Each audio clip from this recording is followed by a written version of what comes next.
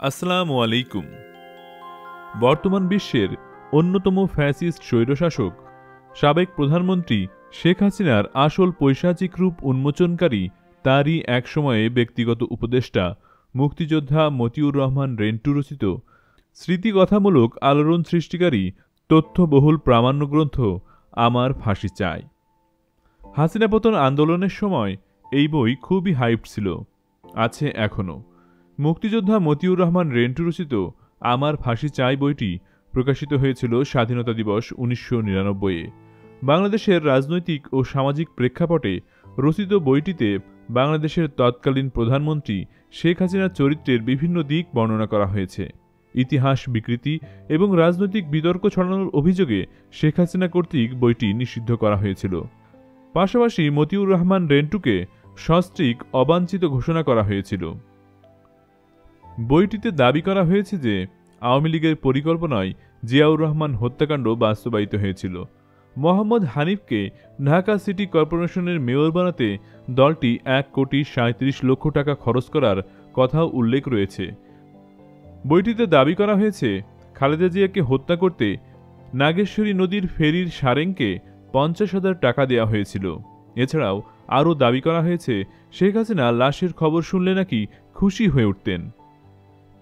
লেখক আরও বলেছেন, শেখ মুজিবুর রহমান 7ই মার্চে স্বাধীনতার ঘোষণা দিয়েও দেননি, যার ফলে পশ্চিম পাকিস্তান 12,000 কিলোমিটার দূর থেকে ঢাকায় যুদ্ধের রসদ ও সৈন্য এনে যুদ্ধের প্রস্তুতি নেওয়ার সুযোগ পেয়েছে। নয়তো 9 মাস রক্তক্ষয়ী সংগ্রাম না করে শুধুমাত্র 7 দিনে বাংলাদেশ স্বাধীন হতে পারত। যুদ্ধের পুরোটা সময় শেখ মুজিব পশ্চিম পাকিস্তানিদের নিরাপদ হেফাজতে ছিল, এমনকি শেখ পরিবারকে পাকিস্তানিরা যুদ্ধের পুরোটা সময় নিরাপত্তা দিয়েছে। এর থেকে স্পষ্ট বোঝা যায় শেখ মুজিব ক্ষমতা চেয়েছিল, কিন্তু স্বাধীনতা চায়নি, যা বাকশাল গঠনের মাধ্যমে প্রতিফলিত হতে যাচ্ছিল। আমাদের অনেকের, বিশেষ করে আমার জানা ছিল যে মুক্তিযুদ্ধের পরবর্তী সময়ে ময়মনসিংহ ও সিলেটের সীমান্তবর্তী অঞ্চলে কাদের সিদ্দিকীর নেতৃত্বে লুটতরাজ বাহিনী গ্রামাঞ্চলে সম্পদ লুট করে বেড়াত। কিন্তু এই বই পড়ে জানতে পারলাম কাদেরিয়া বাহিনী মুক্তিযুদ্ধের চেতনায় দেশ গড়া, আওয়ামী লীগকে পুনঃপ্রতিষ্ঠিত করা এবং বঙ্গবন্ধু পরিবারের খুনিদের বিরুদ্ধে প্রতিশোধ নেয়ার মাধ্যমে বঙ্গবন্ধুর গৌরব সমুন্নত রাখার জন্য সেনাবাহিনীর বিরুদ্ধে যুদ্ধ ঘোষণা করে। স্বয়ং লেখক কাদেরিয়া বাহিনীর একজন সদস্য ছিলেন এবং হাসিনার সকল অপকর্মের সহযোগীও ছিলেন। এজন্যই অনুতপ্ত লেখক নিজের ফাঁসি চেয়েছেন। শেখ হাসিনা ও তার দল আওয়ামী লীগের রাজনৈতিক বিরোধী দল বাংলাদেশ জাতীয়তাবাদী দলের মালিকানাধীন দৈনিক দিনকাল পত্রিকায় বইটির অংশ নিয়মিত প্রকাশ করা হলেও পরে বন্ধ রাখা হয়। পরবর্তীতে পত্রিকাটি 2000 সালের 26 জুনে পাঠকবৃন্দ বইটির প্রকাশ অব্যাহত রাখতে পত্রিকা কর্তৃপক্ষকে টেলিফোনে অনুরোধ করে বলে প্রকাশ করে।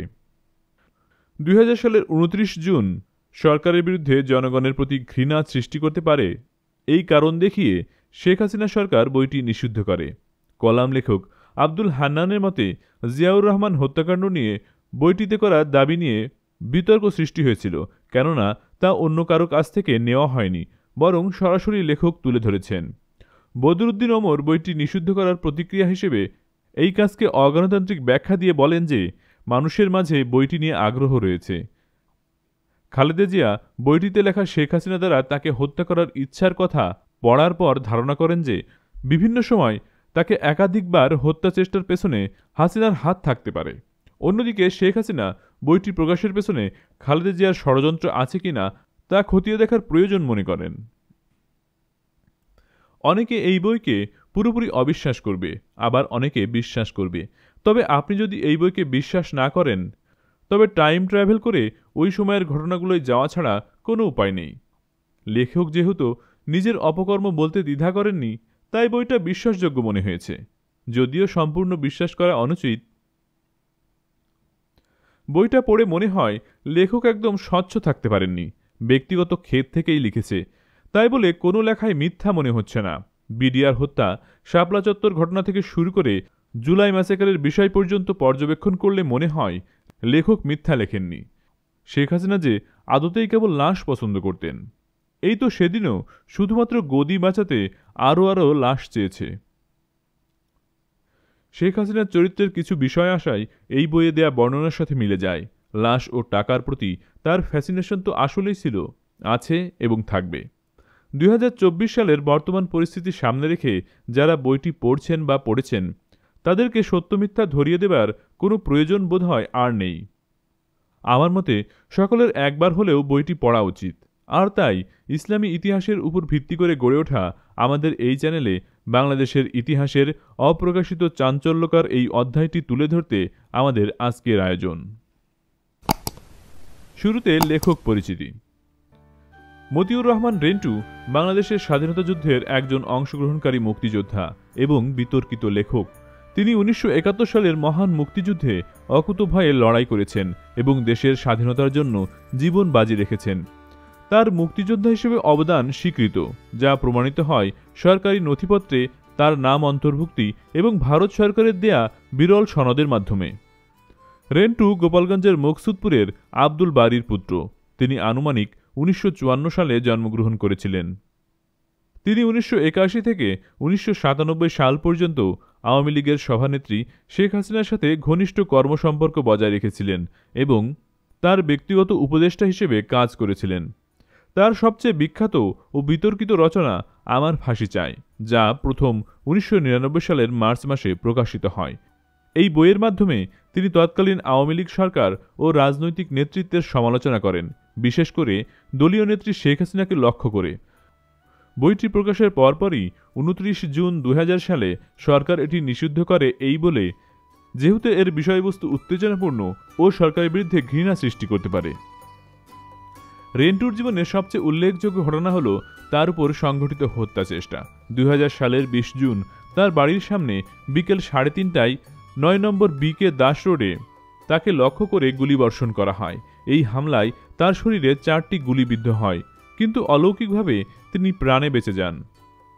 এই ঘটনা তার জীবনে এক মোড় ঘুরিয়ে দেয় এবং পরবর্তীতে তিনি অন্তরালের হত্যাকারী প্রধানমন্ত্রী নামে আরেকটি বই লেখেন, যেখানে তিনি এই হত্যাচেষ্টার বিস্তারিত বর্ণনা দেন।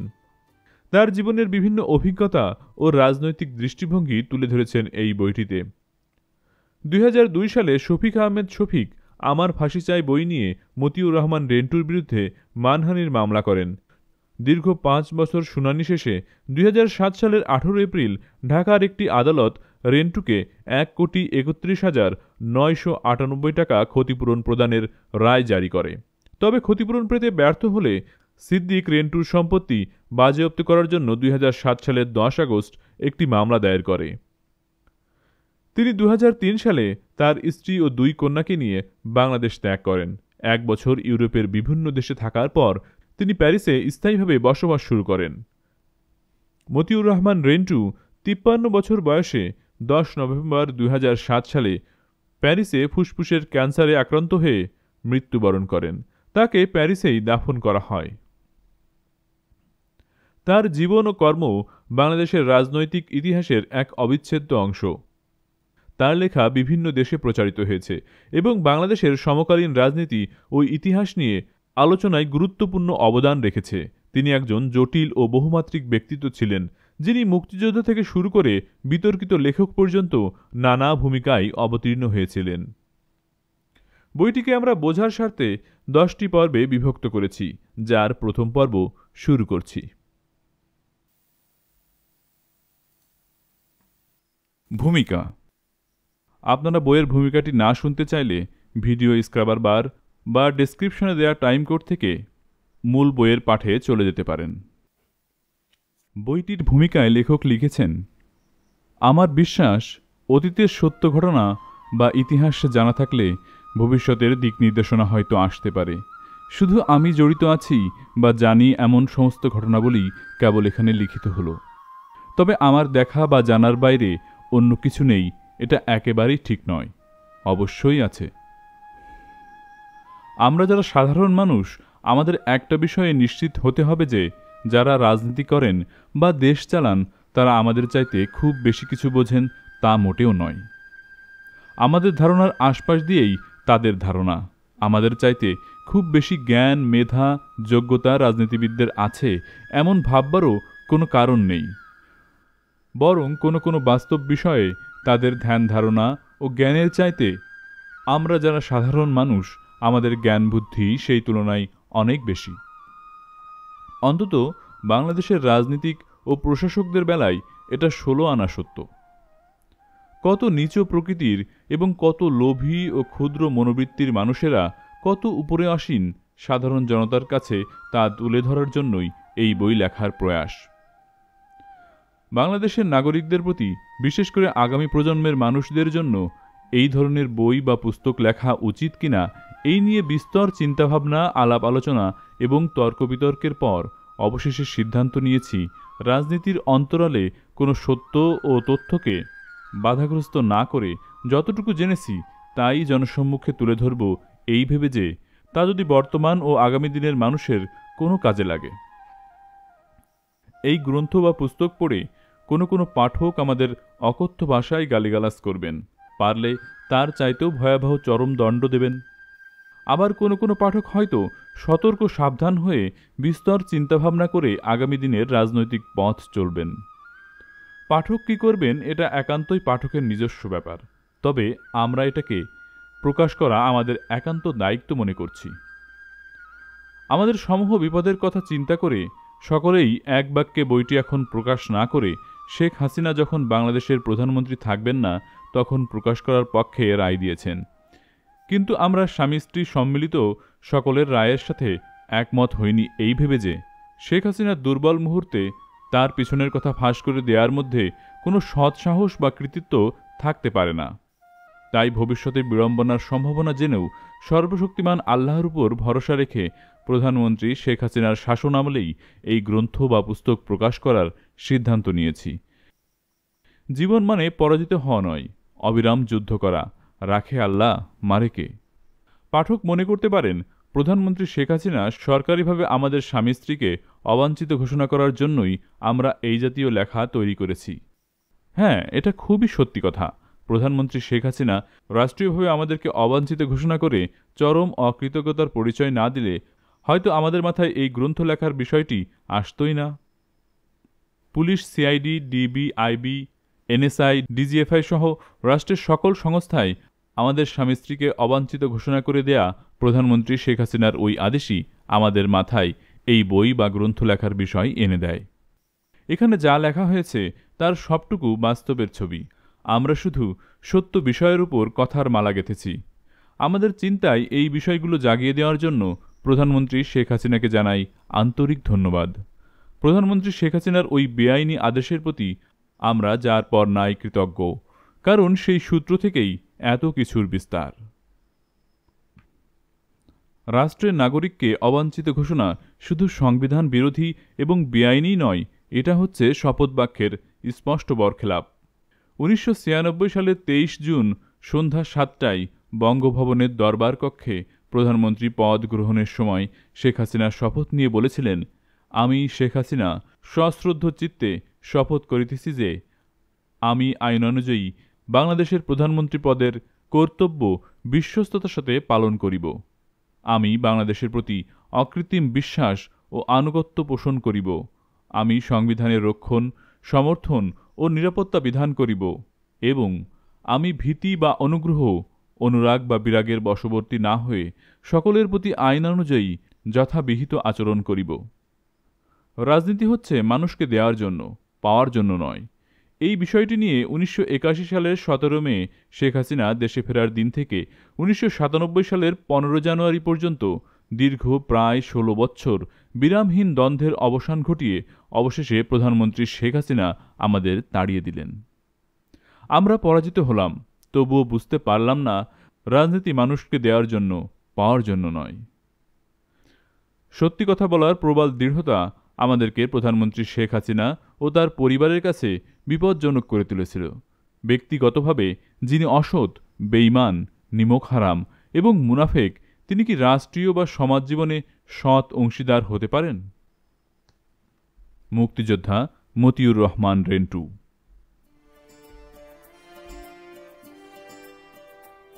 1969 সাল বাঙালি বিরচিত এক সংগ্রামের মাধ্যমে কারাগার থেকে বের করে আনল বাঙালির অবিসংবাদিত নেতা শেখ মুজিবুর রহমানকে। তথাকথিত আগরতলা ষড়যন্ত্র মামলার অভিযোগে পাকিস্তান সরকার এক প্রহসনমূলক বিচার করছিল শেখ মুজিবুর রহমান সহ সামরিক বেসামরিক বাঙালি কিছু লোকের। কিন্তু বাংলার মানুষ এই মামলা এবং বিচার গ্রহণ করেনি। শুধু তাই নয়, এই মামলা এবং বিচারের বিরুদ্ধে তীব্র গণ আন্দোলন করে বাঙালিরা পাকিস্তান সরকারকে বাধ্য করল এই মামলা প্রত্যাহার করতে এবং শেখ মুজিবুর রহমান সহ সকল অভিযুক্ত ব্যক্তিদেরকে নিঃশর্ত মুক্তি দিতে। তখন বাংলাদেশ ছিল পাকিস্তানের উপনিবেশ। আমাদের এই দেশের নাম ছিল পূর্ব পাকিস্তান। স্বাধীনতার পরে এই আগরতলা ষড়যন্ত্র মামলার অভিযুক্ত ব্যক্তিদের সাথে মিলেমিশে যতটুকু জানা যায় তা হল, পাকিস্তান যে আমাদের উপনিবেশ বানিয়ে রেখেছিল এবং ধর্মের নামে বাঙালিদের শোষণ করছে, এটা তারা স্পষ্ট বুঝতে পেরেছিল। ঔপনিবেশিক শোষণ ও বাঙালিদের, বিশেষ করে বাঙালি সৈনিকদের বঞ্চিত করার বিষয়গুলো পাকিস্তান সামরিক বাহিনীর অন্তর্ভুক্ত বাঙালিদের মধ্যে কানাঘুষা চলছিল। পাকিস্তান সেনাবাহিনীর বাঙালি সৈনিকেরা তাদের প্রাপ্য পাওনা নিয়ে ভাবতে আরম্ভ করেছিল। ঠিক এমন মুহূর্তে পাকিস্তান সরকার শেখ মুজিব সহ সামরিক বেসামরিক বাঙালিদের গ্রেপ্তার করে ও আগরতলা ষড়যন্ত্র মামলা সাজায়। এই মামলায় অভিযুক্তরা পাকিস্তান থেকে বাংলাদেশ স্বাধীন করবে এইরকম কোনো কঠিন সিদ্ধান্ত সেই সময় নেয়নি, তবে ক্রমশ নিজেদের অধিকার সম্পর্কে সচেতন হয়ে পড়েছিল। এই মামলায় এমন অভিযুক্তও ছিলেন যিনি কিছুই জানতেন না, শুধু বাঙালি হওয়ার কারণেই মূলত অভিযুক্ত হয়েছিলেন। পাকিস্তান আমাদের অধিকার সচেতনতাকে অঙ্কুরেই ধ্বংস করে দেওয়ার জন্যই এই আগরতলা ষড়যন্ত্র মামলার সূত্রপাত করেছিল। এমন অনেক অভিযুক্তও ছিলেন যারা ঢাকা ক্যান্টনমেন্টে আসামির কাঠগড়ায় দাঁড়ানো ছাড়া শেখ মুজিবুর রহমানকে আর কখনো দেখেওনি। এক প্রত্যুষে পাকিস্তান থেকে বাংলাদেশকে স্বাধীন করে ফেলার এমন কোনো স্পষ্ট পরিকল্পনা বা সিদ্ধান্ত অভিযুক্তদের কারোরই কখনো ছিল না বলে আগরতলা ষড়যন্ত্র মামলার প্রায় অভিযুক্তদের কাছ থেকেই জানা যায়। অভিযুক্তদের প্রায় সকলেই বলেন, বাঙালিদের অধিকার থেকে বঞ্চিত রাখা এবং নির্যাতনের জন্যই মূলত পাকিস্তান সরকার তিলকে তাল বানিয়ে এই আগরতলা ষড়যন্ত্র মামলা দায়ের করে। পূর্ব পাকিস্তানের বাঙালিরা পাকিস্তানের নির্যাতনের বিরুদ্ধে বিরচিত গণ আন্দোলনের মাধ্যমে শেখ মুজিব সহ অভিযুক্ত সকলকে মুক্ত করে আনে। 1969 সালেই ছাত্রনেতা তোফায়েল আহমেদের সভাপতিত্বে অনুষ্ঠিত এক ছাত্র জনতার বিশাল সভায় শেখ মুজিবকে বঙ্গবন্ধু উপাধি দেওয়া হয়। 1970 সালে পাকিস্তান সরকার জাতীয় পরিষদ এবং প্রাদেশিক পরিষদের নির্বাচন ঘোষণা করে। মজলুম জননেতা মাওলানা আব্দুল হামিদ খান ভাসানীর নেতৃত্বে কিছু সংখ্যক বামপন্থী রাজনৈতিক নেতা নির্বাচন বর্জনে জোরালো আহ্বান জানান। মজলুম জননেতা মাওলানা ভাসানীর বক্তব্য ছিল, পাকিস্তান সরকারের নির্বাচনী ফাঁদে পা না দিয়ে পূর্বাঞ্চলকে স্বাধীন করার সংগ্রাম করা উচিত। তাদের স্লোগান ছিল, নির্বাচনে লাথি মারো, পূর্ব বাংলা স্বাধীন করো। অপরদিকে বঙ্গবন্ধু শেখ মুজিবুর রহমান নির্বাচনে অংশগ্রহণের পক্ষে ছিলেন এবং তিনি জনগণকে নির্বাচনে অংশ নেওয়ার আহ্বান জানান। জনগণ বঙ্গবন্ধুর আহ্বানে অভূতপূর্ব সাড়া দিল। গোটা পূর্ব পাকিস্তানে বঙ্গবন্ধু এবং তার দল আওয়ামী লীগের পক্ষে নির্বাচনী জোয়ার বয়ে গেল। নির্বাচনে বঙ্গবন্ধু শেখ মুজিবুর রহমান ও তার দল আওয়ামী লীগকে বাঙালিরা পূর্ব পাকিস্তানের 169টি আসনের মধ্যে মাত্র 2টি ছাড়া বাকি 167টি আসনে বিজয়ী করল। মোট ভোটের শতকরা 92টি ভোট বঙ্গবন্ধু এবং তার দল পেল। শেখ মুজিবুর রহমান সারা পাকিস্তানের সংখ্যাগরিষ্ঠ নেতা হলেন। পাকিস্তানের তৎকালীন রাষ্ট্রপতি জেনারেল ইয়াহিয়া খান বঙ্গবন্ধু শেখ মুজিবকে পাকিস্তানের ভাবী প্রধানমন্ত্রী হিসেবে অভিহিত করলেন। কিন্তু পশ্চিম পাকিস্তানের সংখ্যাগরিষ্ঠ নেতা জুলফিকার আলী ভুট্টো এবং পাকিস্তানের প্রেসিডেন্ট জেনারেল ইয়াহিয়া খান বঙ্গবন্ধুকে প্রধানমন্ত্রিত্ব এবং তার দল আওয়ামী লীগকে পাকিস্তানের ক্ষমতা না দেওয়ার নানা চক্রান্ত শুরু করলেন। পূর্ব পাকিস্তানের রাজনৈতিক পরিস্থিতি হল আগ্নেয়গিরির মতো। বাঙালিরা চরম উৎকণ্ঠিত, উত্তেজিত। রাজপথ, মিছিলে, মিটিংয়ে প্রকম্পিত। ঘরে ঘরে, মানুষে মানুষে উদ্বেগ, উৎকণ্ঠা। সমগ্র বাঙালি কেবল তাকিয়ে আছে জাতির অবিসংবাদিত নেতা শেখ মুজিবুর রহমানের দিকে। তিনি যা বলছেন চোখের পলকে বাঙালি তাই করছে। ইতিহাসের পাতায় অনেক ইতিহাস দ্রুত পেরিয়ে যাচ্ছে। যে কোনো ধরনের কর্মসূচিতে শুধু শেখ মুজিবের ঘোষণা করতে যতটুকু দেরি, তিনি যে কোনো কর্মসূচি ঘোষণা দেওয়ার সঙ্গে সঙ্গে বিদ্যুৎ গতিতে বাঙালি তা বাস্তবায়িত করছে। উত্তাল জাতির মুখে শুধু একটি স্লোগান গর্জন করে ফিরছে, বাংলাদেশ স্বাধীন করো, বাংলাদেশ স্বাধীন করো। 7ই মার্চের ভাষণ। এরই মধ্যে বঙ্গবন্ধু শেখ মুজিব ৭ মার্চ রেসকোর্স ময়দানে অর্থাৎ বর্তমান সোহরাওয়ার্দী উদ্যানে জনতার সভা ডাকলেন। ভোর না হতেই লক্ষ লক্ষ বাঙালি রেসকোর্স ময়দানে সমবেত হল স্বাধীনতার প্রশ্নে নেতার রায় শোনার জন্য। লক্ষ লক্ষ জনতার সামনে এসে দাঁড়ালেন জনতার নেতা শেখ মুজিবুর রহমান। কিন্তু শেখ মুজিবুর রহমান স্বাধীনতা ঘোষণা করেও স্বাধীনতা ঘোষণা করলেন না। পাকিস্তান সরকারের কাছে শেখ মুজিবুর রহমান মূলত 4টি কন্ডিশন বা দাবি দিয়ে তার ভাষণ শেষ করলেন। তিনি বললেন তার দাবি মানতে হবে প্রথম, তারপর তিনি বিবেচনা করে দেখবেন অ্যাসেম্বলিতে যাবেন কি যাবেন না। যদিও বঙ্গবন্ধু শেখ মুজিবুর রহমান বললেন এবারের সংগ্রাম আমাদের মুক্তির সংগ্রাম, এবারের সংগ্রাম স্বাধীনতার সংগ্রাম। তারপরও বলা যায় না শেখ মুজিবুর রহমান ৭১-এর ৭ই মার্চ স্বাধীনতা ঘোষণা করেছেন। ৭ই মার্চ ১৯৭১ তিনি স্বাধীনতা ঘোষণা করেও স্বাধীনতা ঘোষণা করেননি। অজ্ঞাত কারণে তিনি ৭১-এর ৭ই মার্চ পরিষ্কারভাবে স্বাধীনতা ঘোষণা না করে স্বাধীনতা ঘোষণা করতে একটুখানি বাকি রাখলেন এবং পাকিস্তান সরকারের উদ্দেশ্যে 4টি দাবি করলেন। আবার তার এই দাবি মেনে নেওয়ার জন্য পাকিস্তান সরকারকে সুনির্দিষ্ট কোনো সময়সীমা বেঁধে দিলেন না। তবে তার নির্দেশে যে অসহযোগ আন্দোলন তখন চলছিল তা বজায় রাখার নির্দেশ তিনি দেন এবং সেই সাথে নতুন করে যোগ করলেন খাজনা ট্যাক্স সব বন্ধ করে দেওয়ার নির্দেশ। হরতাল প্রত্যাহার করলেন, স্কুল কলেজ অফিস আদালত কলকারখানা সব বন্ধ করলেন। মাস শেষে কর্মচারীদের বেতন নিয়ে আসতে বললেন, শিল্পের মালিককে শ্রমিকের বেতন পৌঁছে দিতে বললেন। রেডিও টেলিভিশন তাদের সংবাদ পরিবেশন না করলে বাঙালিদের রেডিও টেলিভিশনে যেতে নিষেধ করলেন। আন্দোলন নতুন মোড় নিল। বাঙালি বুঝতে পারল স্বাধীনতা ছাড়া আর কোনো গত্যন্তর নেই। কিন্তু ঠিক কবে থেকে স্বাধীনতার যুদ্ধ বা মুক্তিযুদ্ধ শুরু হবে এবং কিভাবে হবে তা ছিল অস্পষ্টতা ও সংশয়ে ভরা। কারোরই সঠিক কোনো পরিষ্কার ধারণা ছিল না। কোনো এক অজ্ঞাত কারণে ৭১-এর ৭ই মার্চ শেখ মুজিবুর রহমান এককভাবে সুস্পষ্ট করে স্বাধীনতা ঘোষণা করলেন না কেন তা কখনো কোনো দিন পরিষ্কারভাবে জানা যায়নি। বিশ্লেষণ এবং সামরিক পরিসংখ্যানে জানা যায় ৭ মার্চ বঙ্গবন্ধু শেখ মুজিবুর রহমান যদি পাকিস্তানের সাথে সম্পর্ক ছিন্ন করে বাংলাদেশের স্বাধীন সার্বভৌম দেশ হিসেবে ঘোষণা করতেন এবং সদূরও ১২,০০০ মাইল দূর থেকে আসা পাকিস্তানি সৈন্যদের বন্দী করতে বলতেন, তাহলে পাকিস্তানি সৈন্যদের সাথে বাঙালি সৈন্য, ইপিআর, পুলিশ ও জনতার যে লড়াই বা যুদ্ধ হতো সেই যুদ্ধে মাত্র কয়েকদিনের মধ্যেই সামান্য রক্তপাতের বিনিময়ে আমাদের দেশ মুক্ত বা স্বাধীন হতো। ১৯৭১ সালের ৭ মার্চ পর্যন্ত বাংলাদেশে তৎকালীন পূর্ব পাকিস্তানে পাকিস্তানি সৈন্য সংখ্যা এতটাই নগণ্য ছিল যে পাকিস্তানি পাঞ্জাবি, সিন্ধি, বেলুচ সৈন্য বাঙালি সৈন্যদের কাছে অসহায় এবং মুখাপেক্ষী ছিল। আবার এই পাকিস্তানি পাঞ্জাবি, সিন্ধি, বেলুচ সৈন্যদের অধিকাংশই ছিল অফিসার যারা যুদ্ধ পরিচালনা করে কিন্তু সরাসরি যুদ্ধ করে না। এই নগণ্য সংখ্যক পাকিস্তানি সৈন্যদেরকে ধরাশায়ী বা পরাস্ত করতে বাঙালি সৈন্য, ইপিআর, পুলিশ এবং ৭.৫ কোটি জনতার কোনো ক্রমেই সপ্তাহের বেশি সময় লাগত না। কিন্তু অজ্ঞাত কারণে ৭ মার্চ শেখ মুজিবুর রহমান স্পষ্টভাবে সরাসরি স্বাধীনতার ঘোষণা না করায় এবং অনির্দিষ্ট সময় নিয়ে পাকিস্তানের কাছে 4টি দাবি বা শর্ত দেওয়ার সুযোগে পাকিস্তান দিবারাত্রি তাদের সৈন্য এবং অস্ত্র বাংলাদেশে এনেছে।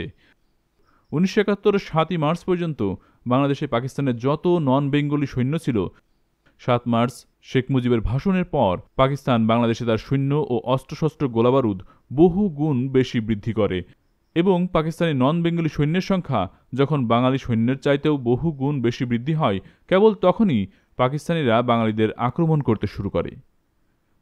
শেখ মুজিব ৭ মার্চের ভাষণে পাকিস্তানিরা আক্রমণ করলে রাস্তাঘাট বন্ধ করে দেওয়ার কথা বলেছেন, যার যা আছে তাই নিয়ে মোকাবেলা করার কথা বলেছেন, খাজনা ট্যাক্স বন্ধ করে দেওয়ার কথা বলেছেন, বাংলাদেশ থেকে পাকিস্তানে টাকা পয়সা পাঠানো বন্ধ করার কথা বলেছেন।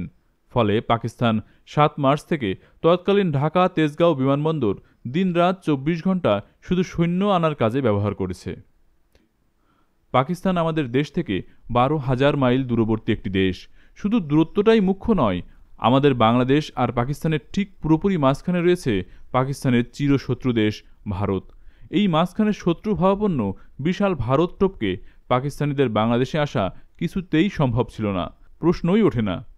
ভৌগোলিক কারণে অতি সহজে স্বল্প সময়ে স্বল্প প্রাণহানিতে আমাদের দেশ স্বাধীন হওয়া খুবই সম্ভব ছিল, উচিত ছিল।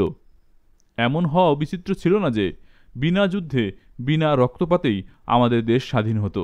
কিন্তু আমাদের স্বাধীনতার জন্য কার্যকরী ব্যবস্থা না নিয়ে শেখ মুজিবুর রহমান কর্তৃক পাকিস্তানিদের দীর্ঘ সময় দেওয়ার কারণেই আমাদের স্বাধীনতার জন্য ৩০ লক্ষ মানুষকে প্রাণ দিতে হলো, ২ লক্ষ মা বোনদের ইজ্জত দিতে হলো। যদিও এই ২ লক্ষ বীরাঙ্গনাদের সংখ্যা নিয়েও প্রশ্ন আছে।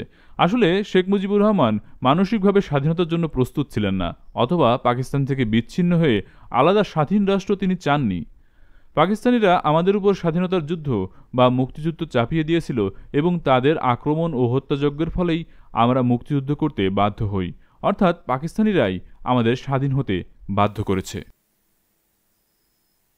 ১৯৭১ সালের ৭ই মার্চের ভাষণে শেখ মুজিবুর রহমান পাকিস্তানের কাছে যে ৪টি দাবি পেশ করেছিলেন তা হল: ১. সামরিক আইন মার্শাল ল তুলে নিতে হবে। ২. সমস্ত সেনাবাহিনীর লোকদেরকে ব্যারাকে ফিরিয়ে নিতে হবে। ৩. যেই সব হত্যা করা হয়েছে তার তদন্ত করতে হবে। এবং ৪. জনপ্রতিনিধিদের কাছে ক্ষমতা হস্তান্তর করতে হবে, অর্থাৎ শেখ মুজিবুর রহমানকে পাকিস্তানের প্রধানমন্ত্রী করতে হবে। এই দাবিগুলো যদি পাকিস্তানিরা মেনে নিত তাহলে কি আমাদের মুক্তিযুদ্ধ করতে হতো? পাকিস্তান থেকে বিচ্ছিন্ন হয়ে আমাদের আলাদা স্বাধীন রাষ্ট্র বাংলাদেশ হতো? কবি নির্মলেন্দু গুণের মতে শেখ মুজিবুর রহমানের ৭ মার্চের দাবি পাকিস্তান যদি মেনে নিত তাহলে আর যাই হোক এই যাত্রায় বাংলাদেশ স্বাধীন হতো না। শেখ মুজিবুর রহমান ছিলেন পাকিস্তানের নির্বাচিত জনপ্রতিনিধিদের নেতা। পাকিস্তানিরা যদি শেখ মুজিবকে নির্বাচিত নেতা হিসেবে ক্ষমতা দিত, যদি বঙ্গবন্ধু শেখ মুজিবুর রহমান পাকিস্তানের প্রধানমন্ত্রী হতেন, তাহলে তো আমরা নিশ্চয় পাকিস্তান থেকে বিচ্ছিন্ন হয়ে আলাদা স্বাধীন রাষ্ট্র হতাম না, বা শেখ মুজিবও তা চাইতেন না। জনগণ কর্তৃক নির্বাচিত বাঙালি জনপ্রতিনিধিদের কাছে পাকিস্তান সামরিক শাসকরা ক্ষমতা হস্তান্তর করবে এবং বাঙালি জনপ্রতিনিধিরা পাকিস্তান সরকার পরিচালনা করবে। এই তো ছিল শেখ মুজিবের প্রকৃত কথা।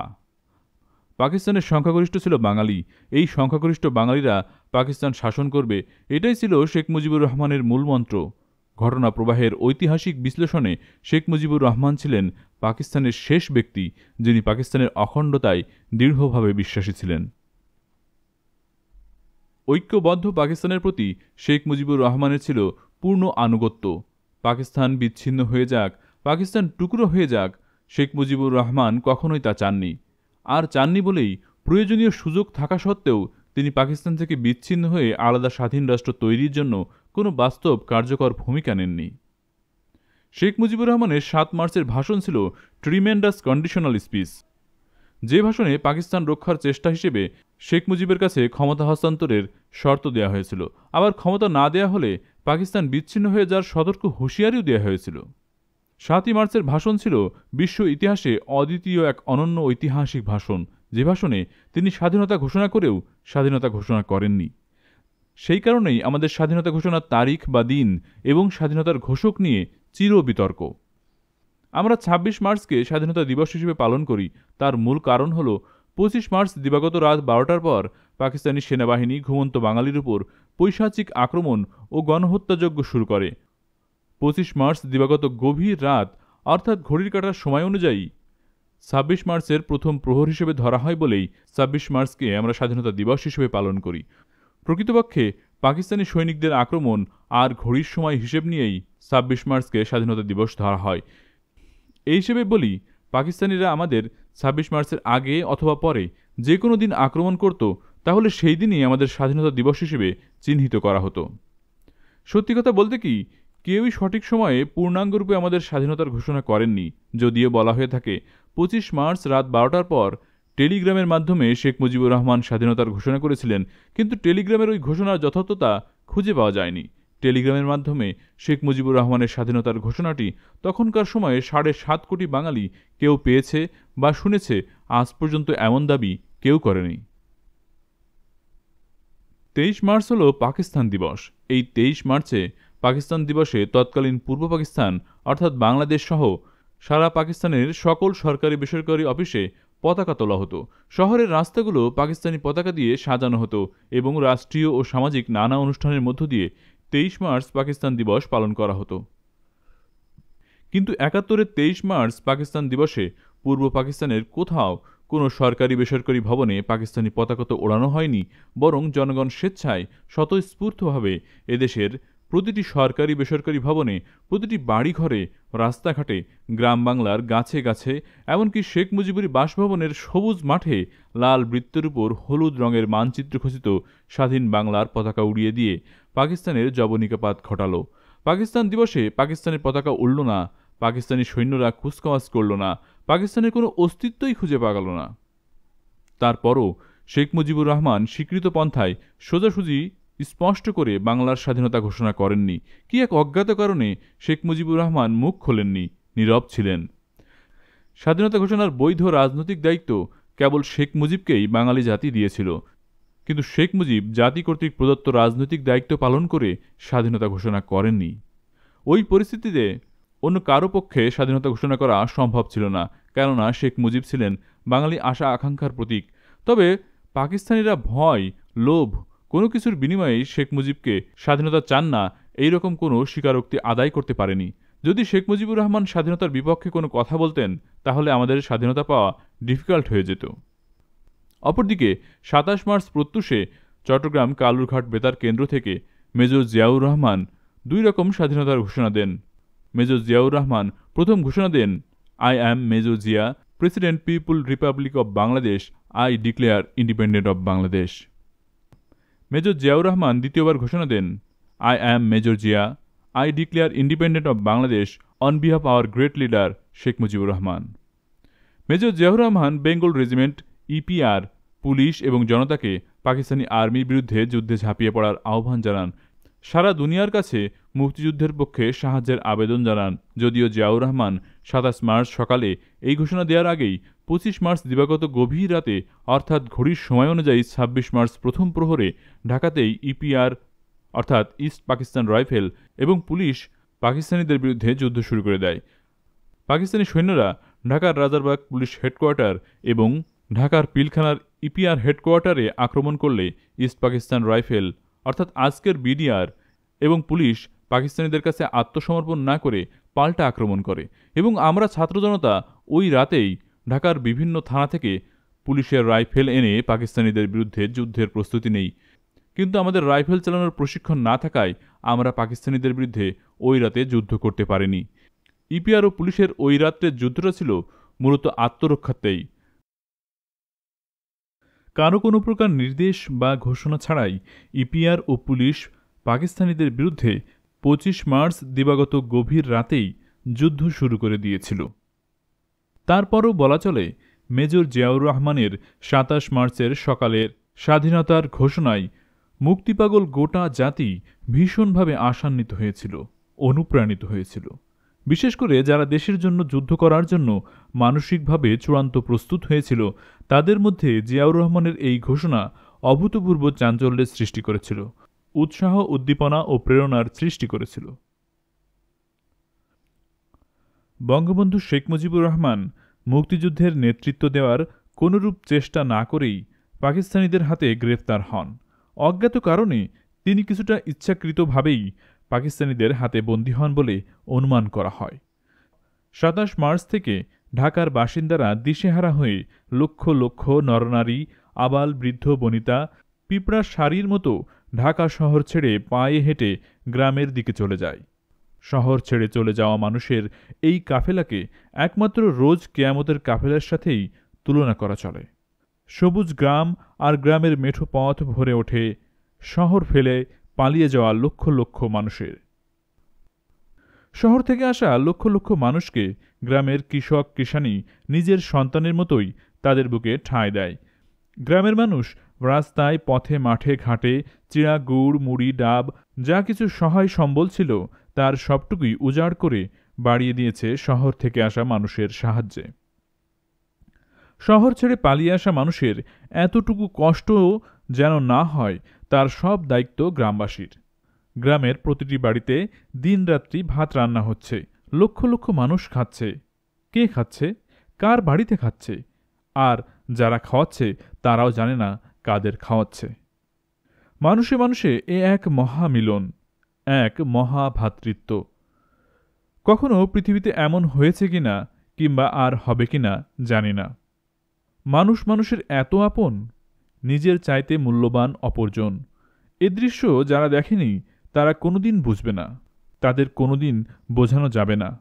পৃথিবীতে এমন কোনো ভাষা নেই, শব্দ নেই, এমন কোনো লেখক নেই যে লেখক ওই সময়ে মানুষে মানুষে ঐক্য, ভ্রাতৃত্ব, সহমর্মিতা আর নিজের চাইতে অপরকে বেশি ভালোবাসার চিত্র তুলে ধরতে পারবে। ঢাকা থেকে পায়ে হেঁটে ফরিদপুরের গোপালগঞ্জ, মকসুদপুর গ্রামের বাড়িতে গিয়েছি। কত নদী পার হয়েছি পদ্মা নদী। 5 দিন 5 রাত্রি পথ চলেছি, তারপর গ্রামের বাড়ি এসেছি। একটি পয়সাও ধার হয়নি, কোথাও একটি পয়সাও লাগেনি। গ্রামের মানুষ খাইয়েছে, নৌকার মাঝি নদী পার করে দিয়েছে। বিনা পয়সায় খাওয়ানো, থাকতে দেয়া, নদী পার করে দেওয়া, এ যেন গ্রামের মানুষের মহাপবিত্র নৈতিক দায়িত্ব ছিল। হাঁটতে হাঁটতে পথিমধ্যে কত গর্ভবতী মা বোন সন্তান প্রসব করেছে, আর গ্রামের মা বোনেরা তার সেবার ভার তুলে নিয়েছে আপন মনে। এপ্রিলের প্রথম সপ্তাহ। এবার মুক্তিযুদ্ধে যাওয়ার পালা। কিভাবে মুক্তিযুদ্ধে যাওয়া যায়, মুক্তিযুদ্ধ করা যায়? 17 এপ্রিল আকাশবাণী কলকাতা থেকে বারবার ঘোষণা এসেছে, আজ রাত 8টার পর একটি বিশেষ অনুষ্ঠান প্রচার করা হবে। রাত 8টার আকাশবাণী কলকাতা বেতারে বাংলা খবরে বলা হলো, সংবাদের পর একটি বিশেষ অনুষ্ঠান প্রচার করা হবে। দেশত্ববোধক গান দিয়ে শুরু হলো অনুষ্ঠান। আমাদের মুক্তিযুদ্ধের এবং বাঙালি ইতিহাসের শ্রেষ্ঠ দিন এবং শ্রেষ্ঠ ঘটনাটির কথা। আজ 17 এপ্রিল কুষ্টিয়ার মেহেরপুরের বৈদ্যনাথ তলায় আম্রকাননে জননেতা তাজউদ্দিন আহমেদের নেতৃত্বে স্বাধীন বাংলাদেশের প্রথম সরকার গঠনের কথা জানানো হলো। মেহেরপুরের বৈদ্যনাথ তলার নাম ইতিহাসে স্বর্ণাক্ষরে দিয়ে নতুন করে রাখা হলো মুজিবনগর, এবং এই মুজিবনগরেই তাজউদ্দিন আহমেদের নেতৃত্বে শপথ নিল বাংলাদেশের প্রথম এবং বিপ্লবী সরকার। বঙ্গবন্ধু শেখ মুজিবুর রহমানকে করা হলো বাংলাদেশের রাষ্ট্রপতি, এবং তার অনুপস্থিতিতেই উপরাষ্ট্রপতি সৈয়দ নজরুল ইসলামকে করা হলো অস্থায়ী রাষ্ট্রপতি, এবং তাজউদ্দিন আহমেদকে করা হলো বাংলাদেশের প্রধানমন্ত্রী। তাজউদ্দিন আহমেদের নেতৃত্বে একটি মন্ত্রিসভাও গঠিত হল। জেনারেল ওসমানীকে করা হলো সেনাপতি। অস্থায়ী রাষ্ট্রপতি, প্রধানমন্ত্রী, প্রধান সেনাপতি সকলের শপথ অনুষ্ঠান হল এই মুজিবনগরেই। এখানেই প্রবাসী সরকারের গার্ড অব অনার দেওয়া হলো। শুরু হলো মুক্তিযুদ্ধের নতুন যাত্রা। বাঙালির ইতিহাসে সংযোজিত হল নতুন অধ্যায়। আমাদের মুক্তিযুদ্ধ সুসংগঠিত হল। আমাদের দেশের প্রায় 1 কোটি মানুষ শরণার্থী হয়ে ভারতে আশ্রয় নিল। আমরা যারা মুক্তিপাগল কিশোর, তরুণ, যুবক, আমরা ভারতে গিয়ে সামরিক প্রশিক্ষণ নিলাম এবং মুক্তিযোদ্ধা হলাম। মুক্তিযোদ্ধা হওয়ার আগে শুধু ভাবতাম, কবে মুক্তিযোদ্ধা হব, কিভাবে মুক্তিযোদ্ধা হব। ভাবতে ভাবতে গ্রামের বাড়ি থেকে আবার ঢাকায় এলাম। এই ঢাকায় আমি জন্মেছি, শিশু থেকে কিশোর হয়েছি। এখানেই আমার সব বন্ধুবান্ধব। গ্রামের বাড়িতে আমার কোনো বন্ধুবান্ধব নেই। মুক্তিযুদ্ধে যাওয়ার জন্য অন্তত একজন বন্ধু তো দরকার। কাজেই আবার শত্রুর প্রধান ঘাঁটি ঢাকায় চলে এলাম। প্রতিদিন ভাবি মুক্তিযুদ্ধে যাব, কিন্তু রাতে শুধু মার কথা মনে হয় আমি যুদ্ধে চলে গেলে মা শুধু কাঁদবেন। আমার জন্য মা অনেক কষ্ট পাবেন, অনেক কাঁদবেন। আমার আর কোনো পিছুটান নেই, শুধু মা।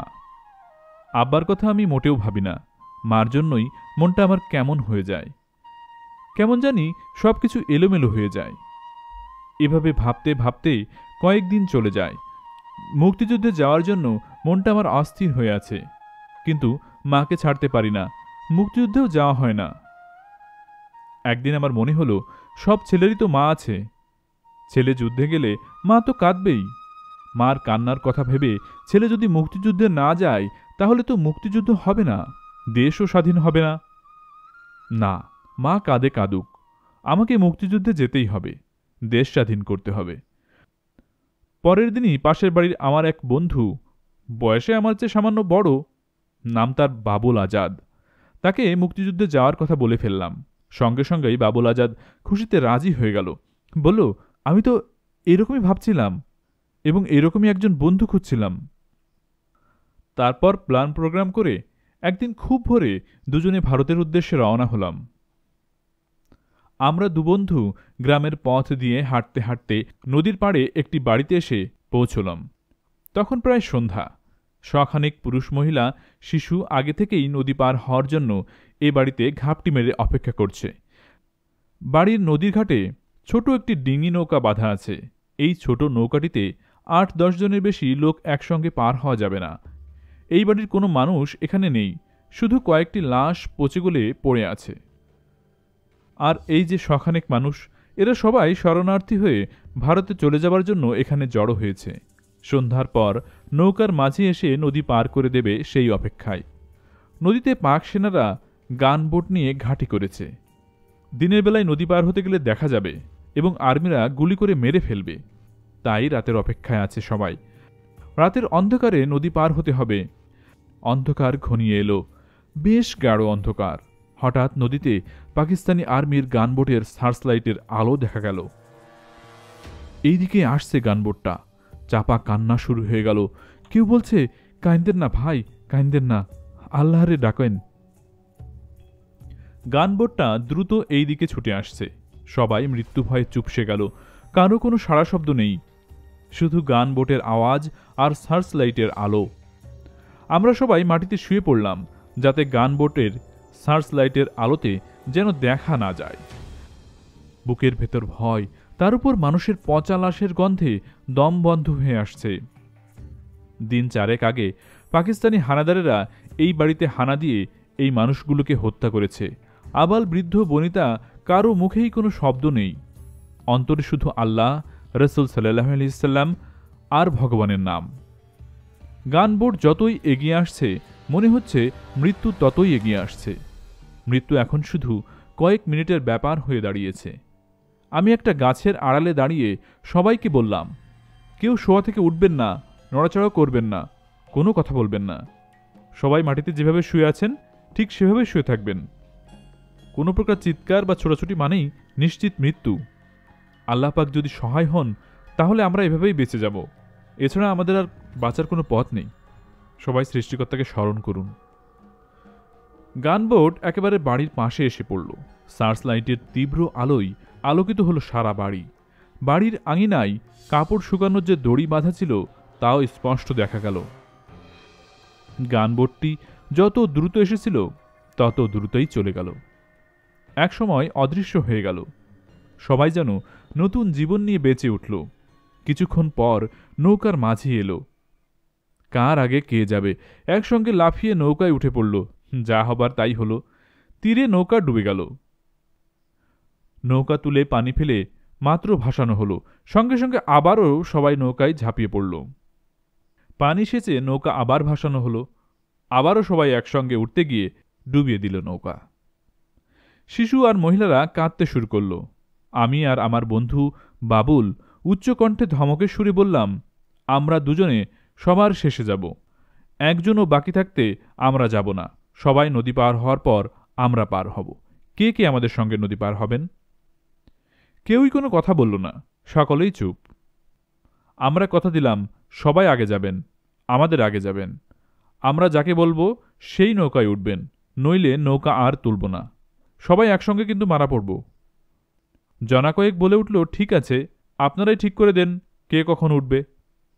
কেউ কেউ আবার বলে উঠল, নিজেরাই আমাদের ফেলে যেয়েন না। বললাম, দেখতেই তো পাবেন যাই কিনা। কাউকেই ফেলে আমরা যাব না। আমাদের কথা শোনেন, সবাই নদী পার হতে পারবেন এবং আমাদের আগেই পার হবেন। আবার নৌকা তুলে পানি ফেলে নৌকা জাগালাম। ডান দিক থেকে এক এক করে 9 জন নৌকায় তুললাম। নৌকা ছেড়ে গেল, নামিয়ে দিয়ে আবার নৌকা ফিরে এলো। এভাবে সবাই পার হলো। শেষ ট্রিপে আমরা 2 জন সহ 5 জন নৌকায় উঠে নদী পার হলাম।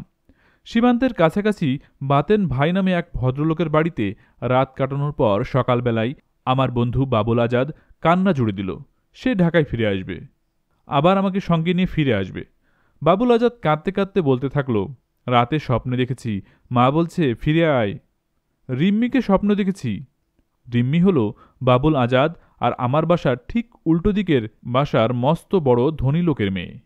বাবুল আজাদের প্রেমিকা, খুবই ভালো মেয়ে, সব দিক দিয়েই ভালো। আচার ব্যবহার অমায়িক, দেখতে সুন্দরী, ভালো ছাত্রী, সবার প্রিয়। বাবুল আজাদ বলল, স্বপ্নের ভিতর রিম্মি আমাকে বলছে, বাবুল তুমি যুদ্ধে যেও না। তুমি মরে গেলে আমি কাকে ভালোবাসবো? তুমি ছাড়া আমি কাউকে ভালোবাসতে পারবো না। তুমি ফিরে এসো, নইলে আমাকে নিয়ে যাও, ইত্যাদি ইত্যাদি বলতে বলতে সে কি কান্না বাবুলের! আমার কাছে বাবুলের দাবি, চল আমরা ঘরে ফিরে যাই। কান্না যখন কিছুতেই থামাতে পারলাম না, তখন বললাম, তুই ফিরে যা, আমি ফিরে যাব না, আমি যুদ্ধে যাব। বাবুলের উত্তর, আমি তোকে একা ফেলে ফিরে যাব না, চল দুজনেই ফিরে যাই। না, আমি ফিরে যাব না, তুই ফিরে যা। না, আমি তোকে ছাড়া ফিরে যাব না। বাবুল আমাকে সঙ্গে নিয়ে ঘরে ফিরে আসবে, আমি ফিরে আসব না। বাবুলের কান্না থামে না। এক পর্যায়ে বললাম, সীমান্তের কাছেই তো চলে এসেছি, চল আর একটু সামনে গিয়েই দেখি না কি হচ্ছে, তারপর ফিরে আসব। এবার বাবুল রাজি হলো, কান্না থামালো। আমরা এবার সীমান্ত লক্ষ্য করে চলতে শুরু করলাম। যতই সীমান্তের কাছে যাচ্ছি, ততই বেশি করে গোলাগুলির আওয়াজ শোনা যাচ্ছে। অনেক চড়াই উতরাই পার হয়ে দু বন্ধু মিলে ভারতের ত্রিপুরা রাজ্যের রাজধানী আগরতলায় গিয়ে পৌঁছলাম। পথের অনেক কাহিনী সব লিখলে ফুরাবে না। ভারতের যে জায়গায় আমরা গিয়ে উঠলাম, সেই জায়গাটা বেশ উঁচু পাহাড়ের মতো, তবে পাহাড় না। এই জায়গায় উঠেই দেখি খাকি পোশাক পরা 4-5 জন আর্মি একটি বাংকারে দাঁড়িয়ে আছে এবং আরও 7-8 জন আর্মি দাঁড়িয়ে মানুষের সঙ্গে কথা বলছে। দেখেই তো আমার আত্মারাম খাঁচা ছাড়া হয়ে গেল। আমি কোথায় এলাম? যে আর্মির ভয়ে সারা পথ কত কষ্ট করে এলাম, আর এখানে এসে সেই আর্মির একেবারে মুখের সামনে এসে দাঁড়িয়ে পড়লাম। ভয়ে আমি হিম হয়ে গেলাম। কিছু সময় জ্ঞান শূন্য থাকলাম। তারপর ধীরে ধীরে তাকিয়ে দেখলাম, জনগণের মাঝে কোনো প্রতিক্রিয়া নেই, সবাই যার যার কাজে ব্যস্ত। আমি ভীষণ অবাক হলাম, স্বপ্ন দেখছি না তো? পরে বুঝলাম, ও এটা তো ভারত, এরা ভারতীয় আর্মি।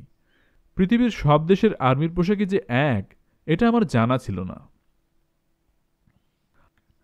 আমরা শরণার্থী ক্যাম্পে বা শিবিরে না গিয়ে সোজা কলেজ টিলায় চলে গেলাম। কলেজ টিলা মানে আগরতলা এমবিবি কলেজ ক্যাম্পাস। এই কলেজ টিলাতেই বাংলাদেশের প্রাক্তন ও বর্তমান ছাত্র নেতারা থাকেন। এখানেই ছাত্র সংগ্রাম পরিষদের অফিস। শেখ ফজলুল হক মনির নেতৃত্বে আসম আব্দুর রব, আব্দুল কুদ্দুস মাখন, এম এ রশিদ, শেখ ফজলুল করিম সেলিম, মিজানুর রহমান মিজান প্রমুখের তত্ত্বাবধানে কলেজ টিলা থেকে বাংলাদেশের ছাত্রদের তালিকাভুক্ত করে সামরিক প্রশিক্ষণ নেওয়ার জন্য ভারতের বিভিন্ন ক্যাম্পে পাঠানো হতো। এই কলেজ টিলাতে গিয়ে আমরা মনি ভাই, মাখন ভাই, রশিদ ভাই এবং মিজান ভাইয়ের সাথে দেখা করলাম। নেতারা বললেন, যতদিন ট্রেনিংয়ে যাওয়া না হয় এখানে থাকো। আমরা সারাদিন আগরতলায় ঘুরে বেড়াই, রাতে কলেজ টিলায় ঘুমাই। এমনি করে প্রায় মাস খানেক চলে গেল। আমরা সঙ্গে করে বাড়ি থেকে যে টাকা পয়সা এনেছিলাম তা শেষ হয়ে যাওয়ার উপক্রম হলো। এদিকে ট্রেনিংয়ে যেতে আরও বেশ কিছুদিন অপেক্ষা করতে হবে। এই অবস্থায় বন্ধু বাবুল একদিন বলল, দোস্ত তুমি থাকো, আমি ঢাকায় যাই, গিয়ে বাড়ি থেকে টাকা নিয়ে আসি। আমি সঙ্গে সঙ্গে বাবুলের প্রস্তাব প্রত্যাখ্যান করলাম। বললাম, না, ট্রেনিংয়ে যতদিন না যাই ততদিন খেয়ে না খেয়ে কষ্ট করে থাকি। খাওয়ার দারুণ কষ্ট পড়ে গেল। দিনে এক মুঠো ভাত পাই তো পাই না এমন অবস্থা। আর বাবুলের প্রতিদিন একই কথা, তুই থাক, আমি ঢাকায় যাই, টাকা পয়সা নিয়ে আসি। আমি বলি, না, তুই ঢাকা ফিরে গেলে আর আসবি না। বাবুল আমাকে বোঝায়, দেখ দোস্ত, আমি যদি এখান থেকে চলে যেতে চাই তাহলে কি চলে যেতে পারি না? তুই কি আমাকে আটকে রেখেছিস? আমি চলে যেতে চাইলে তো যে কোনো সময় চলে যেতে পারি, তোকে বলে যাওয়ার দরকার কি? আমি এই জন্যই তোকে বলে যেতে চাই যাতে তুই মন খারাপ না করিস। তুই বিশ্বাস কর, আমি কথা দিলাম ঠিকই ঢাকায় গিয়ে মার কাছ থেকে টাকা পয়সা নিয়ে তোর কাছে ফিরে আসব। আমি বাবুলের কথা বিশ্বাস করলাম না। যে ছেলে বাংলাদেশে থাকতেই রাস্তা থেকে বাড়ি ফিরে যাওয়ার জন্য কান্নাকাটি জুড়ে দিয়েছিল, সেই ছেলে একা সীমান্ত পাড়ি দিয়ে ঢাকার বাড়িতে গিয়ে ফিরে আবার টাকা নিয়ে আগরতলায় আমার কাছে আসবে, এটা কিছুতেই বিশ্বাসযোগ্য নয়। তবে চিন্তা করলাম, বাবুল যে কোনো মুহূর্তে সত্যিই আমাকে না জানিয়ে বাংলাদেশে চলে যেতে পারে। ওকে ধরে রাখার কোনো উপায় আমার নেই। না বলে পালিয়ে যাবে, তার চেয়ে আমি বাবুলকে বাংলাদেশে যাওয়ার অনুমতি দিয়ে দিই। সেই ভালো। আমি বাবুল আজাদকে চলে যাওয়ার অনুমতি দিলাম। দু বন্ধু সীমান্তে এলাম, একজন আরেকজনকে জড়িয়ে ধরলাম। অশ্রু সজল চোখে আমি বাবুল আজাদকে বিদায় দিলাম। মনে হলো যেন আর দেখা হবে না, এ দেখাই শেষ দেখা। বিদায় বেলায় শুধু বললাম, আমার মাকে সান্ত্বনা দিস। আমি টিলার উপর দাঁড়িয়ে রইলাম। সামনে সমতল ভূমি, বাংলাদেশ। বাবুল ধীরে ধীরে বাংলাদেশে নেমে গেল। পলকহীন দৃষ্টিতে তাকিয়ে রইলাম বাবুলের যাওয়ার দিকে। দৃষ্টিতে যত দূর দেখা যায়, বাবুল আস্তে আস্তে ছোট হয়ে যাচ্ছে। একসময় দৃষ্টির বাইরে মিলিয়ে গেল বাবুল আজাদ। টিলার উপর ওই একই স্থানে কতক্ষণ নির্বাক, পলকহীন, ভারাক্রান্ত হৃদয়ে আনমনা হয়ে দাঁড়িয়েছিলাম জানি না। ভারতীয় এক শিখ সৈনিকের স্পর্শে সংজ্ঞা ফিরে পেলাম। একাকী বিষণ্ণ মনে কলেজ টিলায় ফিরে এলাম। নিজেকে ভীষণ নিঃসঙ্গ মনে হলো। সারা রাত ঘুম হলো না। রাতভর শুধু মনকে শক্ত করলাম। দেখতে দেখতে সপ্তাহখানেক পার হয়ে গেল। শুনলাম কলেজ টিলায় আমরা যারা আছি তাদের শুধু তাড়াতাড়ি ট্রেনিংয়ে পাঠিয়ে দেওয়া হবে। শুনে মনটা ভালো হয়ে গেল। মুক্তিযোদ্ধা হব, দেশের মুক্তির জন্য যুদ্ধ করব। বাবুলের কথা মনে হলো। বাবুল আর আসবে না জানি, তবু যদি আসে আমাকে পাবে না। এসে দেখবে আমি ট্রেনিংয়ে চলে গেছি। আমার সাথে বাবুলের আর দেখা হবে না। যদি বেঁচে থাকি, বাবুলও যদি বেঁচে থাকে, দেশ স্বাধীন হলে হয়তো দেখা হবে। আজকের পর্বটি এখানেই শেষ হলো। আগামী পর্ব শোনার অগ্রিম আমন্ত্রণ জানিয়ে আজকের মতো এখানেই বিদায় নিচ্ছি। আল্লাহ হাফেজ।